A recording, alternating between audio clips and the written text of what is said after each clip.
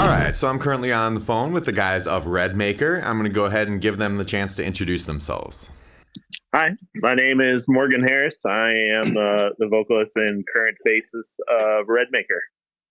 And I'm Kyle Dowling. I am the lead guitarist of Redmaker. And Sam will not be joining us today, but I will introduce him. His name is Sam DeVito, and he is possibly one of the best drummers in the world. Awesome, very cool. So with these interviews, I always kind of like to start at the basics. How did you guys first find music? Why don't you each take a turn kind of expressing what your immediate draw to music was and what about it kept you motivated? Sure. You want to go first, Kyle? Yeah. So my draw to music, I don't know, I was maybe 4 or 5 years old, and my dad always used to play those old, tunes from the 70s and 80s. And one of the ones that stuck with me was Cat Scratch Fever. And I think I listened to that song plenty of times. And my mom's got, VHS tapes, me dancing around to that song. And I don't know, that really kind of opened doors. And I grew up and I started listening to more. I'm like, man, this is what I want to do. And this is what I like. So, mm-hmm. Yeah, it's about the same thing for me. My dad was just an avid CD collector. He was constantly showing me all sorts of things from death metal to rap to a bunch of folk music from the 60s and psychedelic rock. And there was one day where he pulled out a drum kit that he kind of farted around on once in a while, and all the kids were playing on it. And I waited till they were all done. Like, could I play on the drum set? And he's like, yeah, sure, go ahead. And so the first CD I ever bought with my own money was Master of Puppets, and I'd been listening to it religiously. And I got behind the kit, and there was around the last track, Damage Incorporated. I was just playing with headphones, and he busted through the door. He's like, "Are you playing Damage Incorporated right now?" I'm like, yeah, how did you know? Like, I could tell by the drums. And then he bought me a drum kit the next week, and then I got obsessed with collecting all sorts of other instruments just because all my friends were interested in all these instruments. Mm-hmm. And then I eventually got halfway decent at guitar, and that was just it. That was just it's been a terrible suction in my entire life now. Is nothing but music all the time. Sure. I mean, of course, I'm sure you mean that in the best way possible. Oh, for sure. It's for anybody else it'd be agonizing, but it's something I just have to live with. Sure, of course.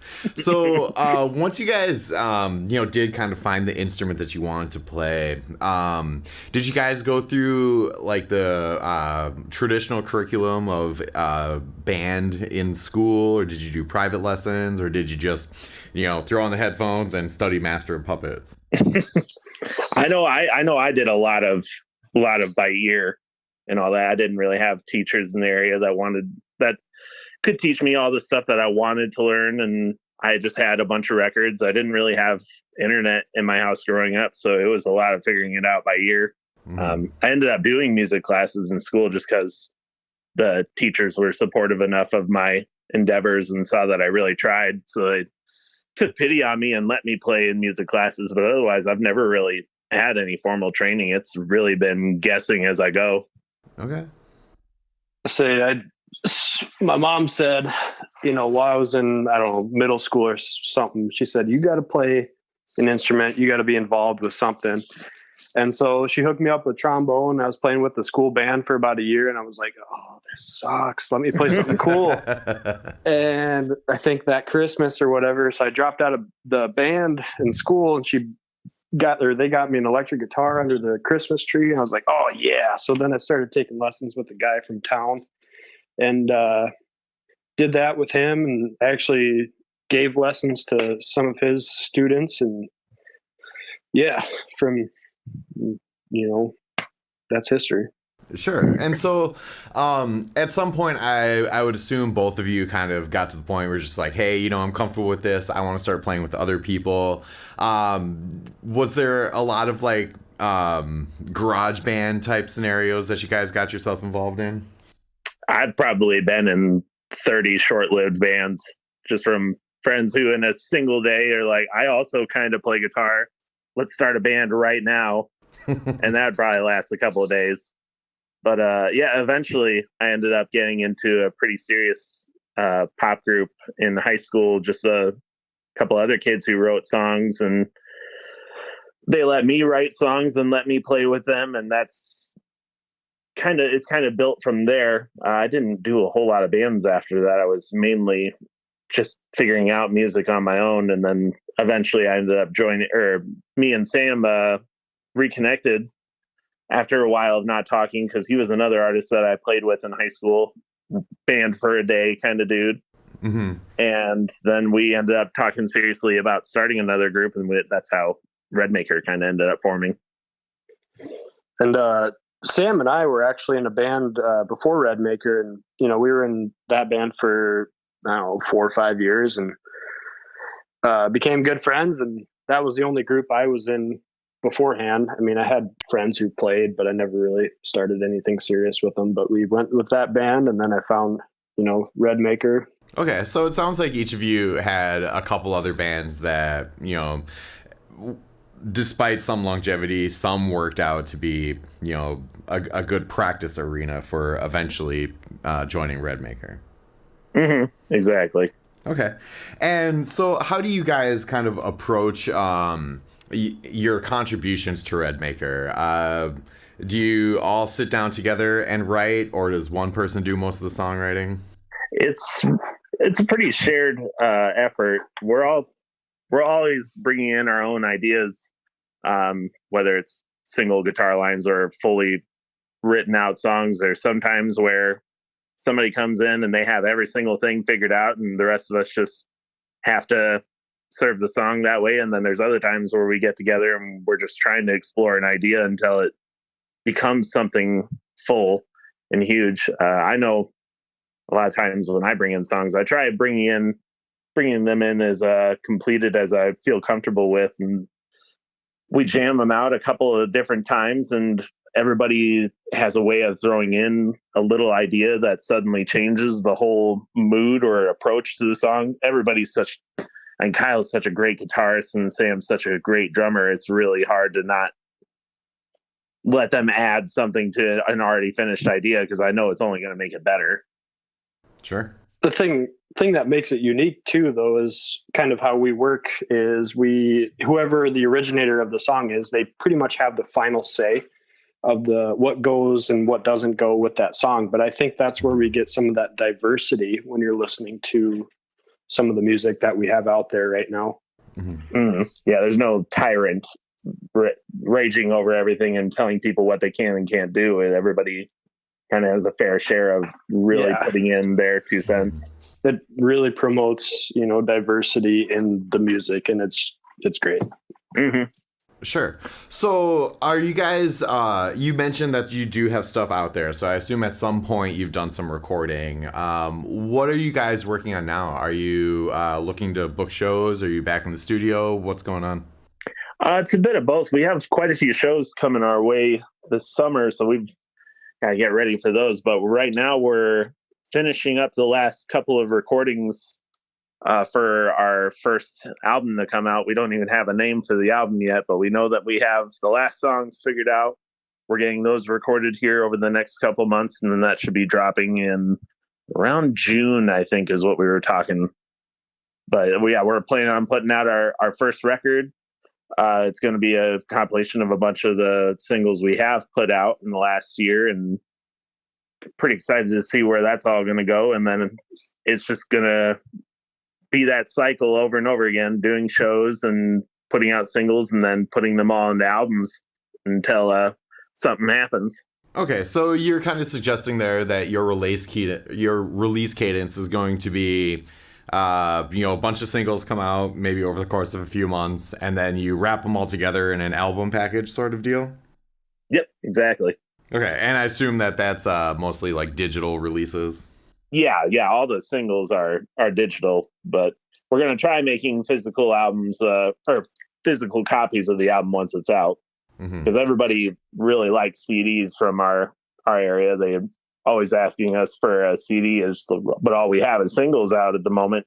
So I think we'll finally be able to fulfill that part of every fan's need. Sure, sure. So you did mention that you're also kind of looking to book shows. Are you looking at like kind of an extended tour or just a few shows in your local area? I know that we would really like to do an extensive amount of traveling and shows. Obviously, we're all pretty new to it, so we have yet to figure out how it goes. But we're taking every show that's coming our way in Sioux Falls, and thankfully, that's actually led us to quite a few out of town opportunities because you get to meet other people in Sioux Falls who know other people everywhere else, and they seem to like us enough to want to give us a chance. And I think it's just slowly building that network and slowly branching out that seems to be the way to go. Our ultimate goal for the show is Wembley Stadium. That's where we want to end up. Nice. Aim high. I like it. That's very good. Yep. After that, we can quit. Of course. Where else is there to go from there? Awesome. So you kind of laid out a good path for you guys of what, you're kind of into, where you want to go and everything. Why don't each of you kind of take a turn kind of sharing a memory or two that stands out to you that has either made a big impact on you or like kept you motivated to keep working on music? You want to go ahead, Kyle? Yeah. Well, I'll relate it to this band to keep me motivated to working on music. Well, let's see. I was out of it for a little bit. I was just kind of getting my, the rest of my life together at the time. And finally it was at a good point. And I was just sitting here on the couch with my dog and family and whatever. And I'm like, you know what? I need to start music again. And I need to do that. I need to be creative. And I called Sam and I'm like, hey, I don't even remember what I said, but I said, hey, let's play with, Morgan and Sam again. Let's be creative and let's just get it going. And I think that's probably one of the best things I've done recently. It just sparked that creativity again. And just, I met Morgan, great friend, and just really good for me. I think it's really a good time. Mm-hmm. I know that my motivation with music and everything, my main motivation is that it's all I really have going on.